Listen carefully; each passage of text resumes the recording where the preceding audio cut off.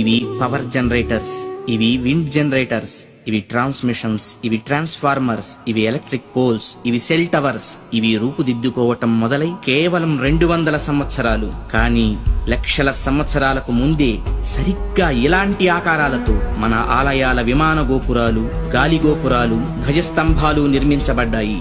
ఆలయ ప్రాంగణాల్లో ఉండే తులసి, రావి, మారేడు వంటి మొక్కలు ఎయిర్ ప్యూరిఫైర్స్ గా పనిచేస్తాయి. ఆలయాల్లో అర్చకులు చేసే ముద్రలు ఆక్యుప్రెజర్ గా మారి శరీరంలోని ప్రాణశక్తిని ప్రేరేపిస్తాయి. వీటి ద్వారా వీళ్ల కాన్సంట్రేషన్ హై లెవెల్ కి చేరుతుంది.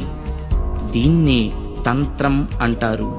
వాళ్ళు పలికే శబ్దాలు ఎలక్ట్రోమాగ్నెటిక్ వేవ్స్, విద్యుదయస్కాంత శక్తి తరంగాలుగా మారతాయి. ఆ శబ్దాల అర్థాలు మైక్రోవేవ్స్, సూక్ష్మ భావ తరంగాలుగా పనిచేస్తాయి. దీన్నే మంత్రం అంటారు. గుళ్ళు కట్టేటప్పుడు బంగారం, వెండి వంటి ఖనిజాలతో పాటు నవరత్నాలను భూమిలో నిక్షిప్తం చేస్తారు.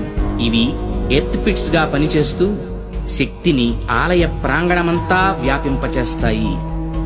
రాతి విగ్రహాల క్రింద, ధ్వజస్తంభాల క్రింద లోహపు రేకులతో తయారైన యంత్రాలుంచుతారు. గాలి గోపురాలపై, విమాన గోపురాలపై లోహ నిర్మిత కలశాలు అమర్చుతారు. ధ్వజస్తంభాలకు లోహపు తొడుగులు వేస్తారు. ఉత్సవ విగ్రహాలను పంచలోహాలతో తయారు చేస్తారు. లోహం శక్తికి వాహకంగా పనిచేస్తుంది. దీన్నే యంత్రం అంటారు. మంత్ర తంత్రాల ద్వారా ఉత్పత్తి చెందే శక్తికి ఈ యంత్రాలే రిసీవర్స్. ఇక హైడ్రాలిక్ పవర్ స్టేషన్స్ లో లాగా ఆలయాల్లో జరిగే అభిషేకాల్లో కూడా ఎత్తు మీద నుంచి స్వామి విగ్రహం మీద నీరు పడుతుంది. దానివల్ల పొటెన్షియల్ ఎనర్జీ కైనటిక్ ఎనర్జీగా మారుతుంది.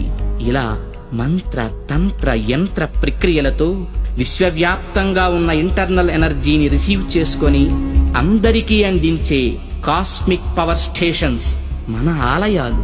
ఈ జనరేటర్ నుండి ఉత్పత్తి అయిన విద్యుత్తు ట్రాన్స్మిషన్స్ ద్వారా టెర్మినల్ స్టేషన్ కి చేరి అక్కడి నుండి సబ్ ట్రాన్స్మిషన్స్ ద్వారా ఎలక్ట్రిక్ పోల్స్ సాయంతో లో వోల్టేజ్ ఇళ్లకు, హై వోల్టేజ్ ఫ్యాక్టరీలకు అందుతుంది.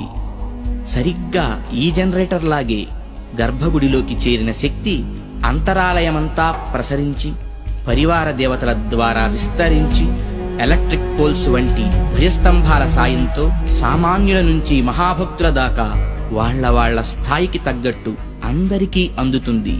అందుకే గుళ్ళకి వెళ్లే భక్తులు ప్రశాంతతను పొందుతున్నారు, గ్రహణ శక్తిని పెంపొందించుకుంటున్నారు. ఆ శక్తితోనే సమస్యలను పోగొట్టుకోగలుగుతున్నారు.